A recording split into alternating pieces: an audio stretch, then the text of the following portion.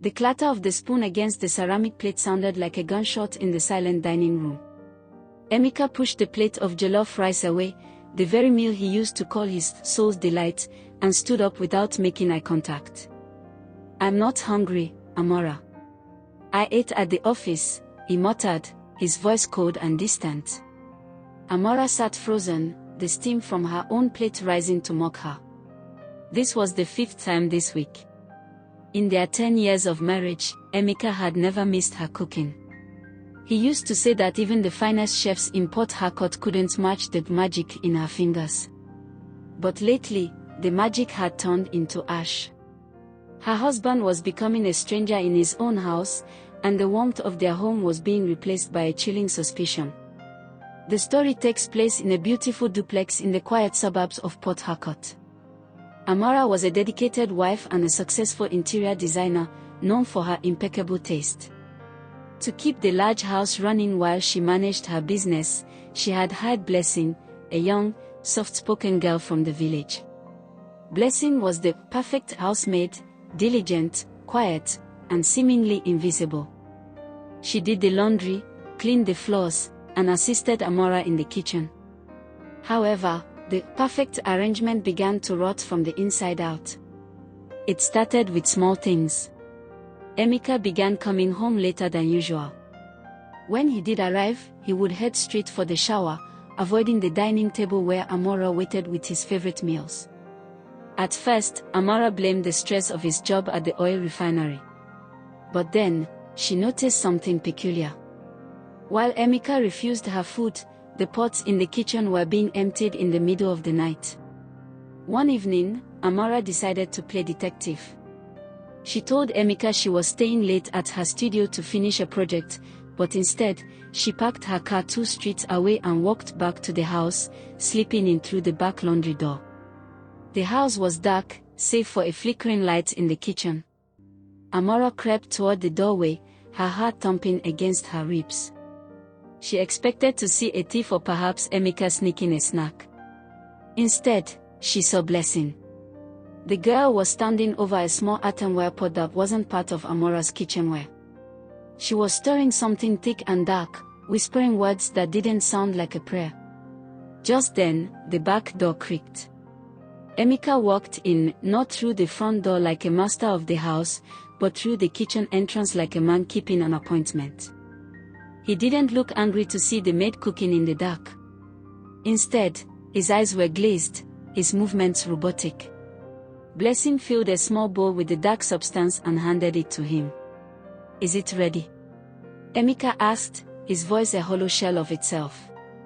"It is ready, my king," Blessing whispered, a predatory smile stretching across her face.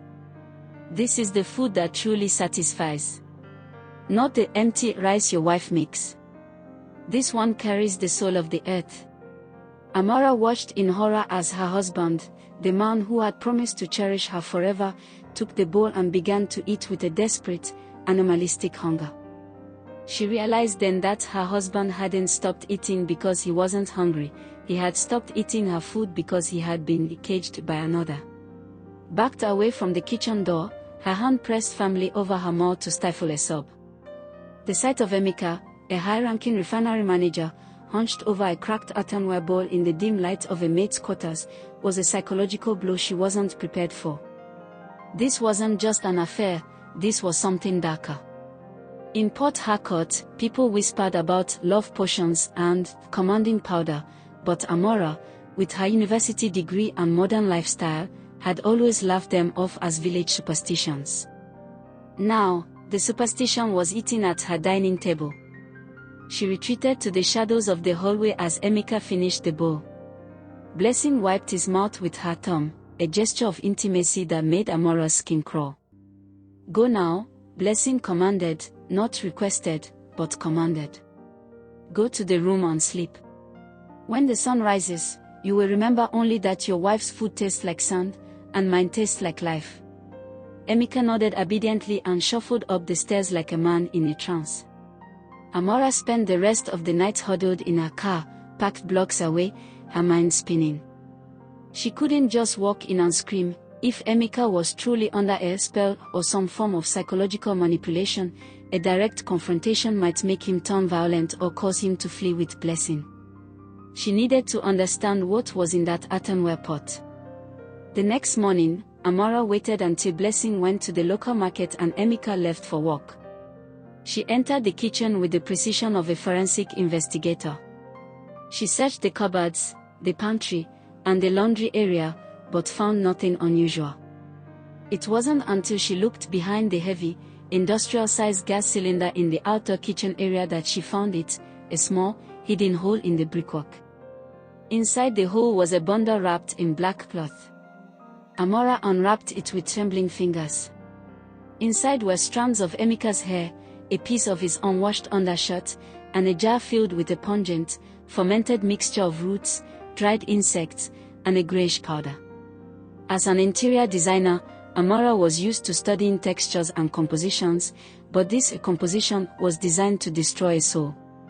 She realized that Blessing wasn't just a maid, she was a predator who had identified a gap in their marriage, perhaps a moment of stress or a small argument, and had wedged herself in using a mixture of herbal toxins and psychological grooming. Just as Amara was about to put the bundle back, she heard the front gate creak. Blessing was back from the market earlier than expected. Amara scrambled to hide the bundle, but in her haste, she knocked over a stack of metal pots. The clatter echoed through the quiet house. "Madam, are you home?" Blessing's voice called out from the kitchen entrance. It wasn't the voice of a shy village girl anymore, it was sharp, suspicious, and heavy with an authority that didn't belong to a servant. Amara stood up, smoothing her skirt and trying to summon the boss lady, a persona that usually commanded respect in her boardroom. "Yes, Blessing. I forgot some documents. Why are you back so early?" Blessing walked into the outdoor kitchen, her eyes immediately darting to the gas cylinder. She saw the disturbed dust. She saw the corner of the black cloth peeking out from Amara's bag. The mask of the perfect maid, it didn't just slip, it evaporated. Blessing stepped closer, her eyes narrowing into slits. "Some things are better left in the dark, madam. If you go looking for what is hidden, you might not like what you find in the light." The suspension in the air was thick enough to choke. Amara realized she was alone in the house with a woman who was poisoning her husband and who clearly had no intention of leaving quietly. Amara felt the temperature in the outdoor kitchen drop, despite the humid pot her hot heat. Blessing's stance was no longer that of a servant, she stood with her shoulders back, a mocking glint in her eyes. "You think you own this house because your name is on the papers?" Blessing whispered, taking a predatory step forward. "A house belongs to the one who feeds the master. And as you can see, the master no longer has a taste for your salt." Amara clutched her handbag, her knuckles white. "I know what you've been putting in his food, Blessing. I found the bundle. This is a crime. I could call the police right now." Blessing let out a dry, hacking laugh. "The police? Tell them what?" "That I'm cooking roots. Your husband will tell them I am the only one who cares for him. He will tell them you are the one trying to poison him. Who do you think he will believe? The woman whose food he rejects, or the one he craves every night?" Amara realized the terrifying depth of the trap. The hidden secret wasn't just the herbs, it was the psychological dependency created by the toxins. Many of these traditional concoctions contain alkaloids that mimic the effects of powerful narcotics, creating a cycle of withdrawal and craving. Emeka wasn't just under a spell, he was effectively being drugged into a state of submission.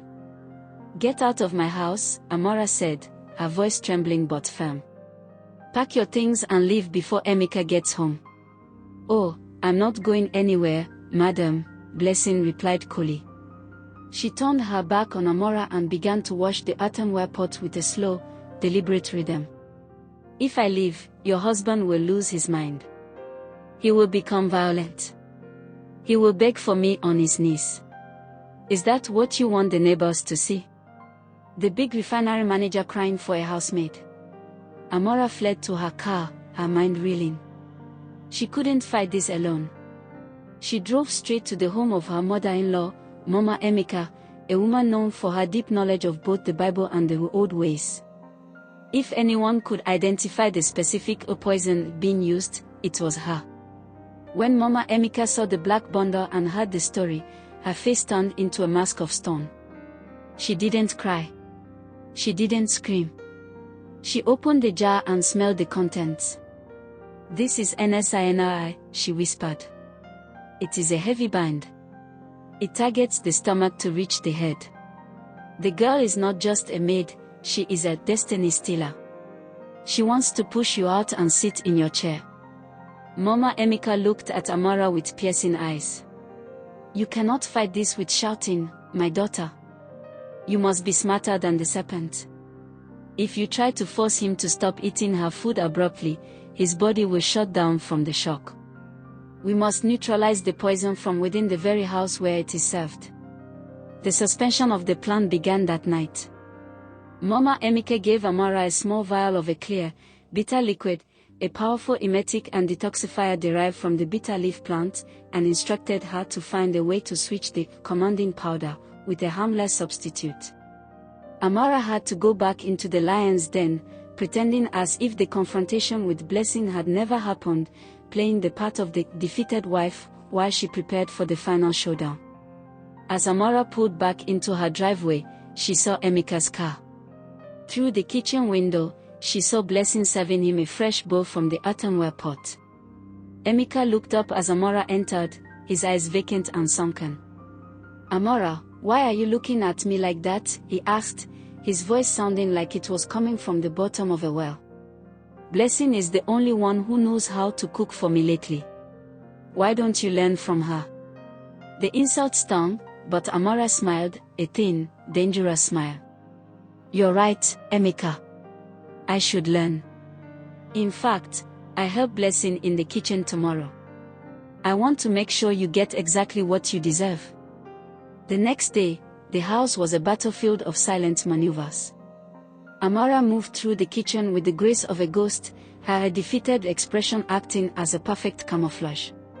Blessing, emboldened by her apparent victory and Emeka's public defense of her, had become careless. She left her earthenware pot simmering on the back burner while she went to the backyard to hang laundry, humming a triumphant tune that echoed through the vents. This was Amara's window. She moved toward the secret hole behind the gas cylinder. Her heart hammered against her ribs. If Blessing caught her now, there would be no more talking. She quickly swapped the commanding powder with a mixture of ground charcoal and the concentrated bitter leaf extract Mama Emeka had provided. The charcoal would absorb the toxins already in the pot, while the bitter leaf would act as a powerful purgative to cleanse Emeka's system. When Emeka returned from work that evening, the air in the house was thick with the pungent aroma of the special soup. Blessing served him with an air of smugness, leaning against the counter as he took the first spoon. But something was different. The bitter leaf extract was designed to be undetectable at first, but it reacted with the herbal toxins, creating a chemical rejection in the body. After the third spoonful, Emeka's face turned a pale, sickly green. He dropped the spoon, clutching his stomach. "Blessing, something is wrong," he gasped, his voice straining. "My stomach, it feels like fire." Blessing's eyes widened. "It is just the medicine working, my king. It is clearing the bad energy your wife left behind. Eat more." She tried to shove the bowl toward him, her desperation finally showing. She knew that if the old broke, her time in this mansion was over. Suddenly, Emeka let out a guttural groan and collapsed to the floor, vomiting the dark substance onto the white tiles. The hidden secret was literally being purged from his body. As the toxins left his system, the glazed look in his eyes began to flicker.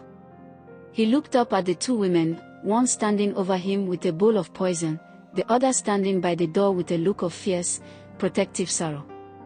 "Amara," he whispered, his voice cracking. He looked at the vomit on the floor, then at Blessing, who was now frantically trying to hide the earthenware pot. The fog in his brain was lifting, replaced by a sharp, agonizing clarity. He remembered the nights he had spent in the maid's quarters. He remembered the way he had insulted his wife. The shame hit him harder than the physical pain. Blessing realized the game was up. She didn't stay to apologize. She grabbed her small bag from the kitchen corner and bolted toward the back door. But she didn't get far. Standing at the exit was Mama Emeka, holding a heavy wooden staff and flanked by two of Emeka's brothers. "The harvest of the wicked is always bitter, girl," Mama Emeka said, her voice like rolling thunder. "You tried to steal a man's destiny with a pot of filth. Now, you will see the strength of the family you tried to destroy." The suspension of the night turned into a frantic cleanup. While the brothers dealt with Blessing, handing her over to the local community leaders to ensure she was banished from the area, Amara knelt on the floor beside her husband. Emeka was weeping now, deep, so shaking sobs of a man who had been a prisoner in his own mind. "I'm sorry, Amara. I don't know what came over me," he wailed, clutching her hands. "The food. I couldn't stop. It was like I was starving and only she had the bread." Amara held him, but her face remained stern. She knew that while the poison was gone, the scars remained. A maid doesn't just enter a marriage unless there is a crack in the door. She looked at the empty kitchen, realizing that the housemaid's secret was only half the story. The other half was why they had let a stranger become the primary source of nourishment in their home. The house was finally quiet, but the silence felt heavy with the weight of things unsaid. Emeka lay on the sofa, his body weak from the purging, while Amara methodically scrubbed the kitchen tiles. She didn't want a single trace of Blessing's influence left in her home. Every time she looked at the empty space where the earthenware pot had sat, she felt a shudder of revulsion. "She told me you didn't love me anymore," Emeka whispered from the living room, his voice thin and raspy.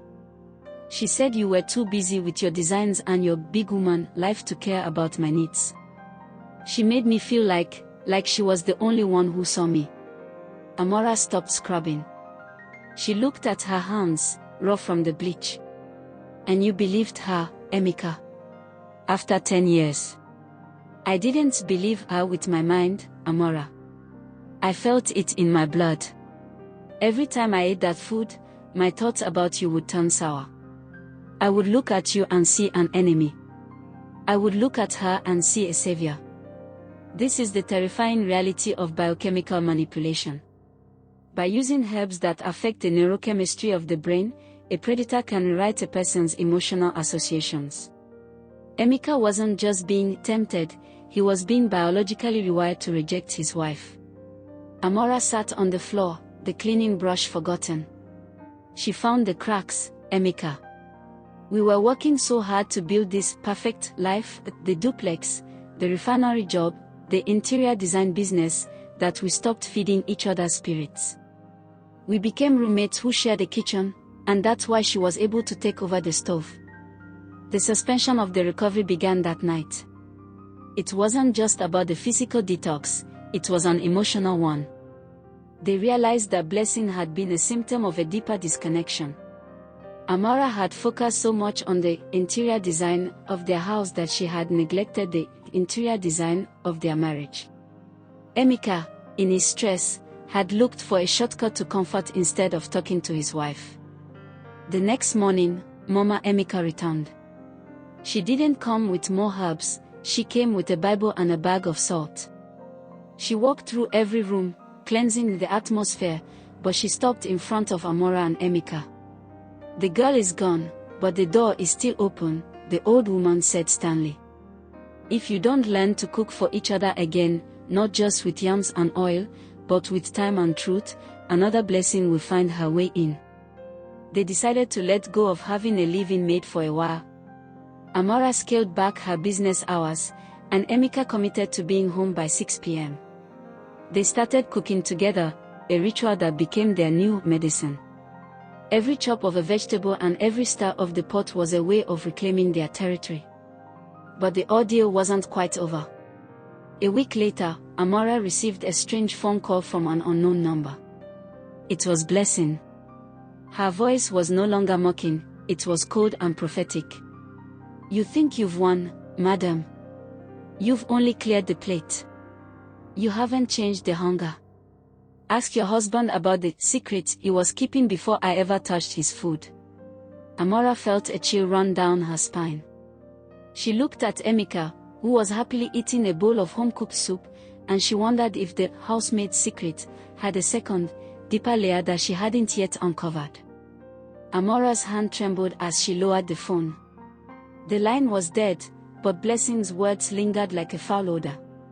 She looked at Emeka across the dinner table. He seemed so restored, so normal, but a seed of doubt had been planted. The hunger, Blessing had said. The secret before the food.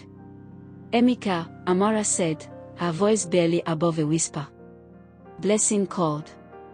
She said I should ask you about the secret you were keeping before she ever started cooking for you. The spoon in Emeka's hand paused midway to his mouth. The color drained from his face, replaced by a look of profound guilt that no toxin could produce. He set the spoon down slowly. The hidden secret wasn't just a maid's manipulation, it was a man's concealment. I didn't want to tell you because I was ashamed, Emeka began, staring at the table. Months before we hired her, I lost a massive investment. Half of our savings, Amara. I was terrified of failing you, of losing the perfect husband image. I was so stressed I couldn't sleep, I couldn't eat. That's why I was so vulnerable. When she offered that first bowl of peace, I took it because I was already starving for an escape from my own life. The realization hit Amara like a physical blow. The crack in the door hadn't been her busy schedule, it was the wall of silence Emeka had built around his failure. Blessing hadn't created the hunger, she had simply harvested a field that was already parched by a lack of intimacy and honesty. The educational lesson of this story is critical. Predators do not create weaknesses, they exploit the ones that already exist. In many households, we focus on the external threats, the housemaids, the side chicks, the envious friends, while ignoring the internal decay of secrets and pride. True protection for a home isn't found in checking the pots or burning black bundles, it's found in radical transparency. When a couple stops sharing their burdens, they create a vacuum that someone else will inevitably fill. Amara and Emeka didn't break up that night. Instead, they did something harder, they sat down with their bank statements and their fears. They chose to face the financial hunger together, realizing that a smaller house filled with truth is better than a mansion haunted by ghosts. What do you think about Emeka's secret? Do you believe that a husband's lack of transparency is what truly invited the maid's manipulation? How do you maintain spiritual and emotional gates in your own home? Share your thoughts on substance over surface in the comments below.